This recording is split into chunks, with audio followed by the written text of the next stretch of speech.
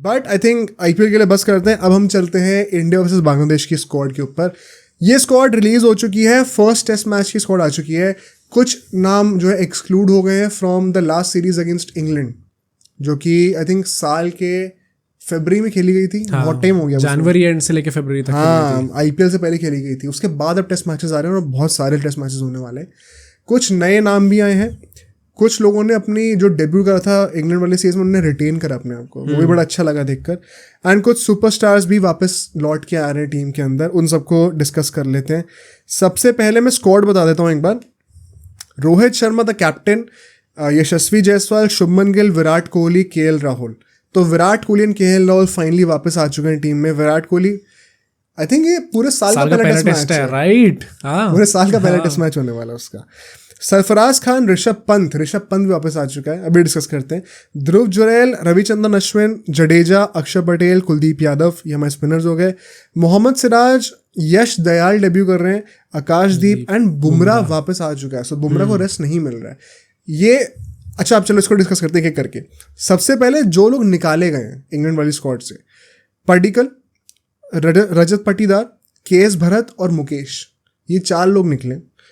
इसमें से मुझे लगता है केएस भरत का तो निकलना बनता है, बिकॉज अब ध्रुव जुरैल ने अपनी प्लेस रिटेन करी एंड ऋषभ पंत वापस आ गए, केएल राहुल हैं। तो आप कितनी विकेट कीपर लोगे टीम में? ये सारे के सारे जो 3 नाम मैंने लिए वो बैटिंग में बेटर प्रूफ करके दिया उन्होंने केएस भरत से। तो आई थिंक ये सही डिसीजन था, चाहे वो थोड़ा हार्श लगे। मुकेश का निकलना भी मैं थोड़ा बहुत समझ सकता हूँ। आकाशदीप ने एक ही मैच में वो सब करके दिखा दिया था जो कि मुकेश अभी तक नहीं कर पाया था। आकाशदीप, मैंने उससे भी बोला था, अभी दुलीप ट्रॉफी में भी शायद अच्छा खेला, बहुत तगड़ा खेला, 9 विकेट लिए एक मैच में। तो आई थिंक आकाशदीप का टीम में रहने का मतलब था कि आप इतने सारे पेसर्स नहीं रख सकते। आई थिंक फॉर वैरायटी उन्होंने यश दयाल को भी चांस दिया है। तो मुकेश का मैं समझ सकता हूँ क्यों, अगर रुकता तो भी समझता, बट आई कैन अंडरस्टैंड कि क्यों नहीं रिटेन करा गया। But and Rajat Patidar also, अब वो तो भाई उसकी गंदी सीरीज गई थी तो हमें पता ही था। ऑल दो वंस अगेन थोड़ा हार्श है ये, एक सीरीज के चक्कर में आप शायद आपको दोबारा कभी चांस ना मिले। पर पॉइंट वही है कि इंडियन क्रिकेट में यही होता है, ये बहुतों के साथ हो चुका है। रजत पाटीदार पहले इंसान नहीं है, राइट? एंड ये है अनफेयर है ये, पर जब इतना 120, 30, 40 करोड़ की पॉपुलेशन हो तो यही होता है, कुछ नहीं कर सकते इसमें, बहुत लक चाहिए होता है।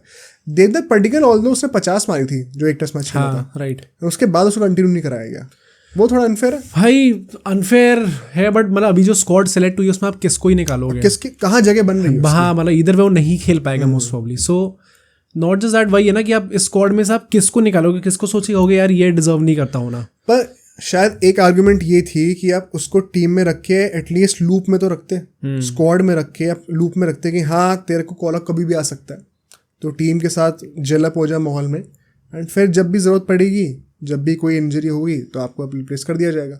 वो भी नहीं करा जा रहा। आई थिंक इंग्लैंड वाली सीरीज से इन लोगों ने 2 लोग उठा लिए और उन 2 लोगों को बैक करा जाएगा, जुरैल एंड सरफराज खान। हाँ, तो चलो ठीक है, अब उसके ऊपर आते हैं कि किन को रिटेन करा गया है जो डेब्यूटेंट्स थे पिछले सीरीज में। इवन अय्यर भी तो खेला था इंग्लैंड वाले में, वो तो फिर बीच में बाहर हो गया था ना, बैक नहीं, अब नहीं है वो। ऑल्दो वो मतलब इंग्लैंड के बाकी के टेस्ट मैचेस में ही आखिरी के 2-3 में भी नहीं था, तो इट्स नॉट एज इफ कि वो एकदम से भी हटाया गया, वो पहले ही हट गया था। ध्रुव जुरैल, सरफराज खान, आकाशदीप, इन तीनों ने अपनी प्लेसेस रिटेन करी हैं। आकाशदीप ने एक ही मैच खेला था, बहुत इंप्रेस किया था, हम सबको याद है। सरफराज खान और ध्रुव जुरैल ने भी अपने अपॉर्चुनिटीज में रन मारे थे, तो आई थिंक इन दोनों का रुकना तो काइंड ऑफ गिवन ही था। सरफराज खान के लिए it is a great news, because कई बार ऐसा होता है ना कि आप आईपीएल नहीं खेल रहे, ध्रुव जुरैल ने तो फिर भी आईपीएल खेला था और पूरा सीजन T20 का था, तो साल के स्टार्टिंग में जो अपना परफॉर्म करा लोग भूल जाएंगे। एंड सरफराज खान जैसे बंदे के लिए जो ऑलरेडी फेवर्ड नहीं रहा है, बहुत आसान होता है भूलना, जो कि kind of you could argue कि देवदत्त पडिक्कल के साथ हुआ है। बट अगर उसको रिटेन करा जा रहा है, इसका मतलब ये है कि अजीत आगरकर एंड गौतम गंभीर परहैप्स उसको लॉन्ग रन के लिए भी देख सकते हैं। वेरी ऑनेस्टली मैं थोड़ा सा सरप्राइज था सरफराज खान के रुकने से, क्योंकि मुझे लगा था कि शायद भूल गए होंगे लोग ऑन पर्पस। यार ऑन पर्पस अब है या नहीं है वो मुझे नहीं पता, बट मुझे लगा था ये कि शायद देयर आर चांसेस कि शायद अब रिटेन ना हो। ध्रुव जुरैल का तो मुझे इसलिए लगा था क्योंकि केएल राहुल इंडिया में तो कीपिंग नहीं करने वाला, सो नेचुरली ऋषभ पंत के अलावा एक और कीपर चाहिए होगा, एंड मोस्ट लाइकली ध्रुव जुरैल ही होगा। सो उसका तो मुझे लगा ही था कि हो जाएगा, बट सरफराज खान का टू सम एक्सटेंट, बहुत ज़्यादा नहीं, बट थोड़ा सा मैं सरप्राइज था कि इन लोगों को याद थे और इन लोगों बट अच्छी बात है, मैं सपोर्ट करता हूँ इस चीज़ को। आई थिंक ये तीनों बंदे हैं जिन्होंने अपने आप को रिटेन करा है, वो तीनों डिजर्विंग बंदे हैं, तो ये अच्छा डिसीजन है बीसीसीआई से। फिर हम लोग देखते हैं यश दयाल को डेब्यू कॉल अप मिला हुआ है। हाँ। अच्छा, मैं ये सोच रहा था कि क्या आप टेम्प्टेड हो गए अर्शदीप सिंह को लाने के लिए, क्योंकि वो ऑलरेडी इंडियन टीम के सेटअप में है और आप उसको as a left arm pacer test matches में ले आओ। ऑल्दो कई सारे आर्ग्यूमेंट्स हैं कि उसकी फिटनेस अभी उतनी है नहीं कि वो कंसिस्टेंटली टेस्ट मैचेस खेल पाए, अभी डेवलप करना है उसको, ही इज़ ऑल्सो यंग। तो शायद यश दयाल को, जिसकी डोमेस्टिक परफॉर्मेंसेज अच्छी रही हैं, आईपीएल में अच्छा परफॉर्म करा इस बार, उसको एक कॉल अप दिया गया हो। मुझे बस ये लगता है कि आप जो भी फास्ट बॉलर्स को कॉल अप दे रहे हो, वो कॉल अप दो keeping in mind the border Gavaskar trophy जो आने वाली है। तो अगर आप उसको दिमाग में रखते हो, यश दयाल को भी चांस दे रहे हो, ऑल्दो मुझे बहुत मुश्किल लग रहा है कि उसको चांस मिलेगा भी, क्योंकि सिर्फ 3 टेस्ट मैचेस, ऐसा भी नहीं कि 5 टेस्ट मैच होने वाले हैं। एंड आप चाहोगे कि आप बीजीटी शुरू होने से पहले ही क्वालिफाई कर जाओ फाइनल्स के लिए, तो उसके लिए आपको सारे मैचेस जीतने भी हैं। तो उसके चलते हुए शायद यश दयाल को चांस मिले ना। तो वंस अगेन, अगर आपको उसको चांस नहीं देना है या फिर सिर्फ हार्डली 1-2 टेस्ट मैच खेलने वाला है वो, तो फिर आप क्या सीधा बीजीटी में उसको लेके जाओगे? वो थोड़ा रिस्की हो सकता है। एंड शायद अर्शदीप एक बेटर से फिट रहते। All the ones again back and पे क्या चल रहा है हमें नहीं पता, क्या पता बीजीटी में तो आई थिंक वैसे ही बहुत डिफिकल्ट है, क्योंकि मोस्ट प्रॉब्ली तब तक मोहम्मद शामी वापस आ चुके हैं। उसकी बात करेंगे अभी, इनफैक्ट उसी की बात करते भी। मोहम्मद शामी अभी भी सिलेक्ट नहीं हुए हैं, उनका एंकल अभी भी रिकवर करा ही नहीं है सर्जरी से। मुझे लगता है ये बहुत बड़ा रेड फ्लैग है, बहुत बड़ी सैड न्यूज़ है ये, बिकॉज शायद लोग रियलाइज़ नहीं कर रहे, बट मोहम्मद शमी का बीजीटी में होना बहुत ज़रूरी है। प्लस मतलब अगर वो न्यूजीलैंड में आते, दैट मीन्स उन्हें 2 टेस्ट मैचेस मिलेंगे डायरेक्टली सिर्फ एग्जैक्टली बीजीटी से। क्योंकि मुझे नहीं लग रहा कि अगर वो अभी तक फिट नहीं है तो वो अगले 2 टेस्ट मैच की जो स्क्वाड आएगी बांग्लादेश के अगेंस्ट, उसमें आके वो सीधा प्लेइंग 11 में आ जाएंगे। और लास्ट टाइम वो खेले एग्जैक्टली 1 साल पहले थे वर्ल्ड कप में। तो मतलब अगर वो स्क्वाड में आ भी जाए तो he won't be playing the next 2 test matches. तो मतलब कि जो न्यूजीलैंड के अगेंस्ट 2 टेस्ट मैच होने वाले हैं, 2-3 जितने भी हैं, सिर्फ वही मैचेस हैं जिसमें मोहम्मद शमी को इंडिया से टेस्ट मैचेस खेलने का चांस मिलेगा before the border Gavaskar trophy. क्योंकि अभी मैं तैयार नहीं हूँ सिराज पे कंप्लीटली ट्रस्ट करने के लिए अलॉन्ग साइड बुमराह। अनफॉर्चुनेटली उनका फॉर्म इतना अच्छा नहीं चल रहा है, तो हमें इन फॉर्म प्लेयर्स चाहिए। एंड मोहम्मद शमी जब लास्ट टाइम खेले थे, he was on fire. Plus ये बात भी है यार, अभी हम सब अज्यूम कर रहे हैं कि मोहम्मद शमी वहीं से कंटिन्यू करेंगे जहाँ से उन्होंने छोड़ा था। हाँ, राइट।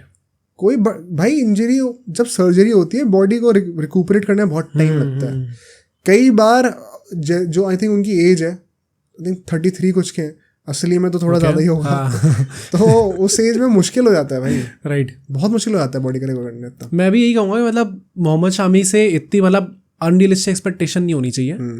एंड देखना पड़ेगा कि कैसे वो फिट इन करते हैं। बट वही है ना कि अगर वो नहीं करे तो बीजीटी में जाते हमारी हालत थोड़ी ख़राब हो जाएगी। वही, क्योंकि आप बेसिकली फिर क्या कह रहे हो, देखो बीजीटी में तो आप 3 पेसर खिलाओगी, तो सिराज एंड बुमराह हो रहे हैं, आप 3rd पेसर आप किसको रखेंगे? आकाशदीप को रखेंगे फिर, राइट। तो although I am open to it, but आप आइडियली चाहोगे ना कि एक वेटरन एक्सपीरियंस तगड़ा बंदा हो एक साथ में। तो थोड़ा सा शेडी तो है भाई मामला। एंड एक जो लास्ट पॉइंट होगा स्क्वाड से रिलेटेड, वो मैं बोलूँगा जो जिन लोगों का कमबैक हुआ है, Virat Kohli and KL Rahul first in की बात कर लेते हैं। विराट कोहली का तो आना था ही।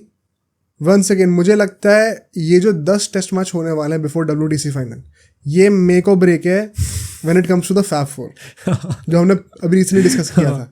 नॉट दैट विराट कोहली को कुछ प्रूव करने की ज़रूरत है, बट आई एम श्योर जब वो देख रहा होगा रूट को रन मारते हुए, स्टीव स्मिथ को रन मारते हुए, केन विलियमसन को रन मारते हुए, वो अंदर थोड़ी फायर तो होगी भाई। अभी 5 टेस्ट मैचेस में तो आपके पास बहुत अच्छा मौका है कि आप शायद 2 सेंचुरी मार दो। 2 तो मारनी है, तो बहुत ही ज़्यादा इंपॉर्टेंट अभी विराट कोहली का। एंड आई होप कि he stays consistent in the sense कि वो अवेलेबल रहते हैं सारे मैचेस के लिए। अब तो वैसे रहेगी, बीजीटी आने वाली है, अब तो रहना ही पड़ेगा।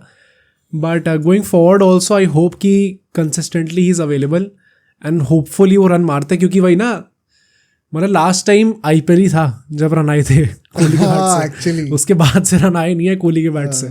सो hopefully he finds his form in these test series. जो वही बात है ना, मुझे सिर्फ एक बात का डर है कि वो एकदम से एक रात को एक नोटिफिकेशन आए इंस्टाग्राम पे BCCI का कि विराट कोहली को पर्सनल रीजंस की वजह से कहीं जाना पड़ रहा है। बड़ा कन्वीनियंटली वो IPL के टाइम पे नहीं हो, लेकिन कभी और हो जाए।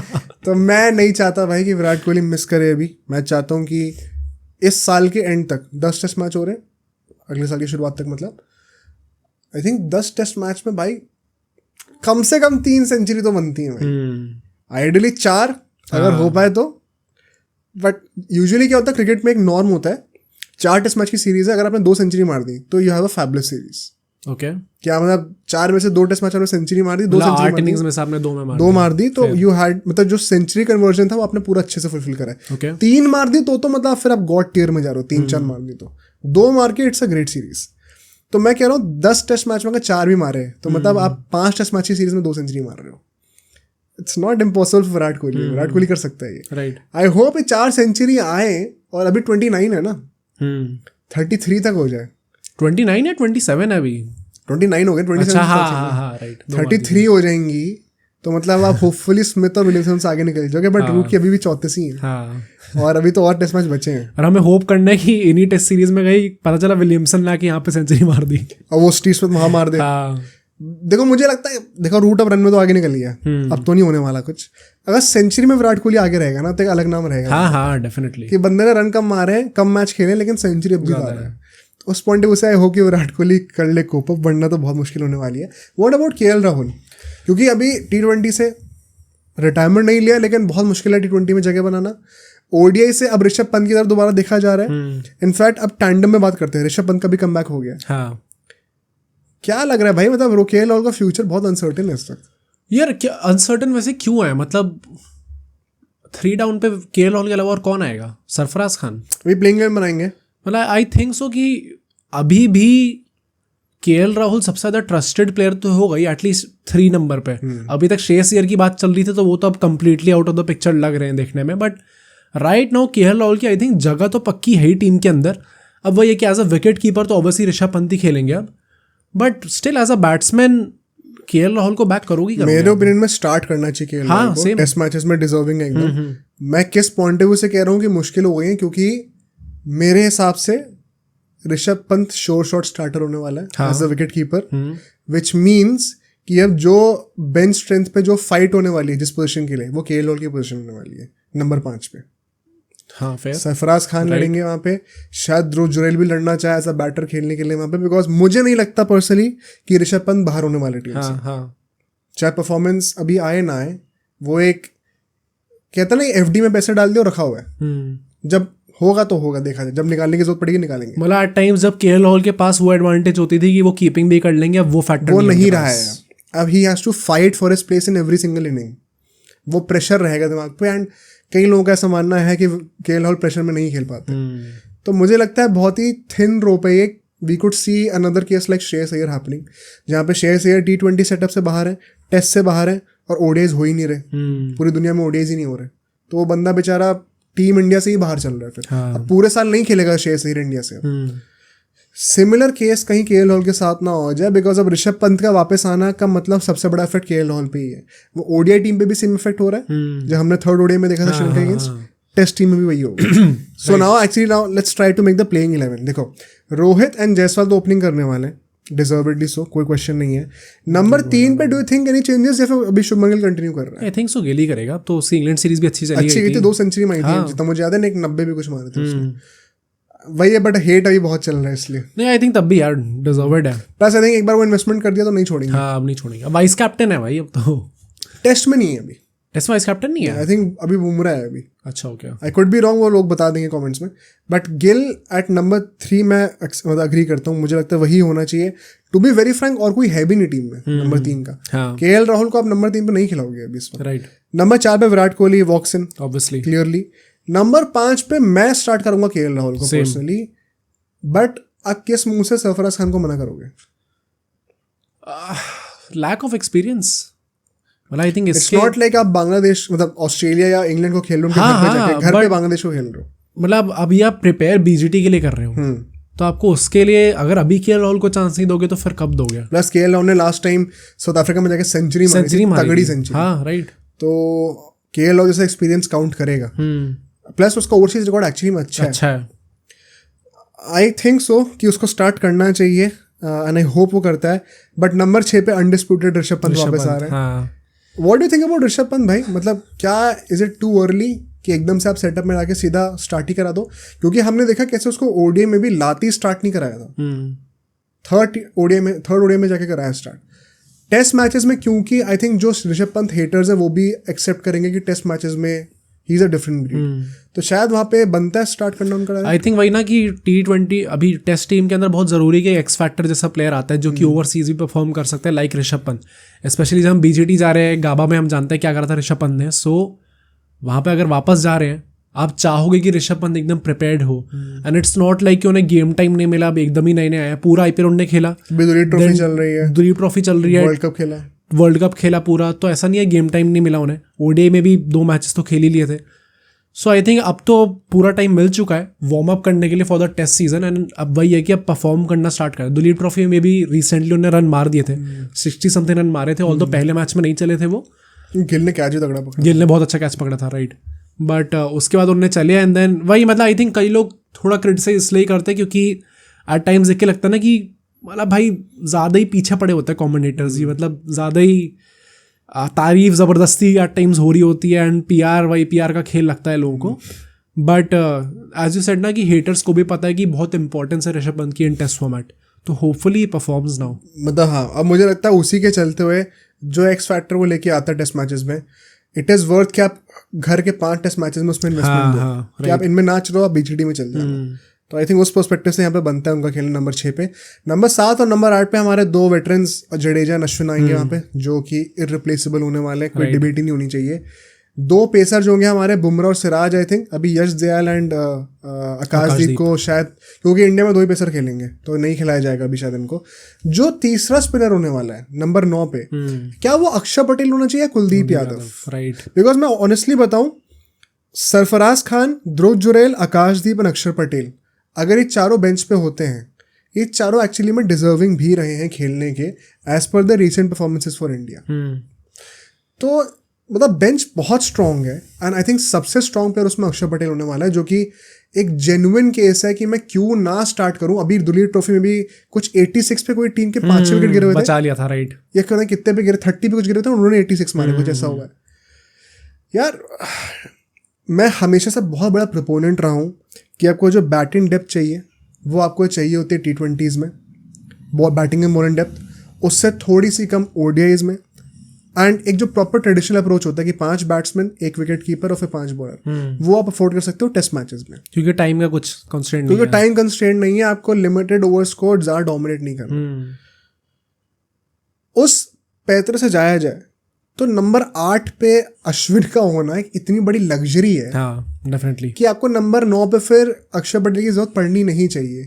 एट द सेम टाइम ये भी एक फैक्ट है कि आपको डेप्थ अगर मिल रही है हर जगह तो बोनस तो है ही, आपको जरूरत नहीं है लेकिन बोनस है। एंड इस बोनस के चलते हुए जब जडेजा, अश्विन और अक्षर पटेल आते हैं बैटिंग करने के लिए, इंडिया की जो डेप्थ है वो टेस्ट फॉर्मेट में इन द वर्ल्ड बेस्ट है। इंग्लैंड की लिमिटेड ओवर्स में अच्छी रही है, इंडिया की इन द वर्ल्ड बेस्ट। और ये मैं नहीं कह रहा हूँ, ये पूरे दुनिया के हर कंट्री के कमेंटेटर्स और पूरे दुनिया के हर कंट्री के कैप्टन्स भी कहते हैं। तो क्या आप उस एडवांटेज को छोड़ना चाहते हो at the cost of Kuldeep Yadav? क्योंकि to be very honest, Kuldeep Yadav as a bowler जो लेवल अप करा है, perhaps he is even better than Axar Patel right now. I think bowling में तो जेन्युइनली कोई, एंड लोग आर्ग्यू करेंगे कि थोड़ी बहुत बैटिंग भी करने लग गए। हाँ मतलब इंग्लैंड सीरीज में दिखा तो था थोड़ा हमें, बट वही है यार, मतलब अक्षर पटेल बाहर भी होता है ना तो इतना सैड लगती है वो चीज़ सुन के, क्योंकि जो भी सब कर सकता है वो कर तो रहा ही है। अब वो एज एन ऑलराउंडर खेल सकता है टीम के अंदर, वो हर चीज़ प्रोवाइड कर सकता है, बट मतलब कुलदीप यादव को किस मुंह से मना करोगे भाई, किस मुंह से बाहर बैठाओगे? मुझे लगता है भाई ये सारे बंदे डिजर्विंग। हाँ right, but I still think Kuldeep Yadav start करेगा।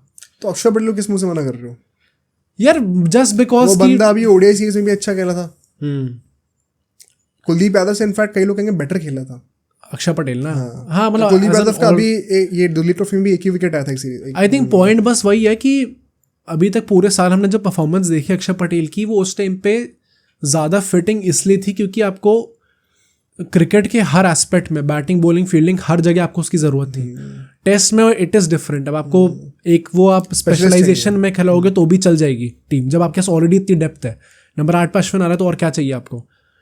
तो आई थिंक वही ना, वो सैडली वहाँ पे थोड़ा मिस आउट कर सकता है उसके चक्कर में, क्योंकि Kuldeep Yadav as a bowler is too lethal, too lethal and वही रिगार्डलेस आई वुड से कि सरफराज, जुरेल, आकाशदीप और अक्षर, ये चारों के लिए अनफॉर्चुनेट है ये लोग नहीं बना पा रहे टीम में जगह, बट ये लोग आगे जाके ज़रूर खेल सकते हैं अगर इनको खेलना होता है. I think once again Jadeja Ashwin तो नहीं बेंच होंगे. It will be Kuldeep Yadav. जब भी अक्षर पटेल को आपको लाना होगा, आकाशदीप को आपको जब भी लाना होगा it will B Siraj, it will not be Bumrah. And Sarfaraz Khan को आपको जब भी लाना होगा it will B KL Rahul, it will not be Rishabh Pant और शुभमन गिल. राइट. तो ये केएल राहुल, सिराज एंड कुलदीप यादव, ये 3 प्लेयर ऐसे हैं जो कि रिप्लेसेबल हो सकते हैं इस टीम से. यश दयाल का मुझे लगता है अभी वो कंटेंशन में नहीं है. अभी लाइन में पहले आकाशदीप आगे खड़े हुए हैं. अभी तो सिलेक्ट हुआ है. आई थिंक वो टीम के पार्ट होने में बहुत खुश रहेंगे. तो उनका थोड़ा खेलना मुश्किल है. बट आई थिंक ये हम लोग नेक्स्ट मंडे जब अब दोबारा पॉडकास्ट करेंगे थोड़े करंट अफेयर्स पे, तो तब तक भी सीरीज शुरू नहीं हुई होगी. आई थिंक 19 10 दिन है ना अभी. 19 से. राइट. तो तब शायद हम लोग परहैप्स एक और डिटेल प्रेडिक्शन टाइप का कुछ कर सकते हैं. Any last thoughts on the selection? Do you think कुछ सरप्राइजेस थे या फिर तुम चाहते थे किसी प्ले को देखना? आई थिंक वेरी ऑनेस्टली कोई खास सरप्राइज नहीं था. मुझे बस एक बार दिमाग में था कि क्या ऐसा हो सकता है कि बाई चांस श्रेयस अय्यर आ जाए टीम के अंदर. क्योंकि इंडिया में सीरीज थी, ऐसा भी नहीं था कि बाहर सीरीज है, जगह नहीं बनती. हाँ वही कि मतलब जगह नहीं बनती, उसकी परफॉर्मेंस अच्छी नहीं रही. आई जस्ट अभी केएल राहुल, सरफराज खान सब लाइन में खड़े हैं, ध्रुव जुरैल उसी पोजीशन में, श्रेयस अय्यर को भी खेलना है, कहाँ से ले लो? हाँ राइट. तो नेचुरली आई डोंट थिंक बहुत ज़्यादा सरप्राइज है स्क्वाड में. एंड टेस्ट प्रॉब्ली वो अकेला ऐसा फॉर्मेट है जहाँ पे यूजुअली आपको इतने सरप्राइज नहीं देखने को मिलते, क्योंकि आपको मोर और लेस पता है टेस्ट टीम सबसे ऑर्गेनाइज है ना इंडियन टीम की. सबको पता है कि कौन कौन सा प्लेयर सेलेक्ट होंगे. मैं बस ये कहूँगा कि गौतम गंभीर की पहली टेस्ट सीरीज होने वाली है. राइट. डोंट बी सरप्राइज अगर लाइनअप में कुछ फेरबदल देखने को मिले. पता चले अक्षर पटेल को नंबर 4 का बैटर बना दिया गया है. राइट. ऐसा वैसा भी कुछ हो रहा है.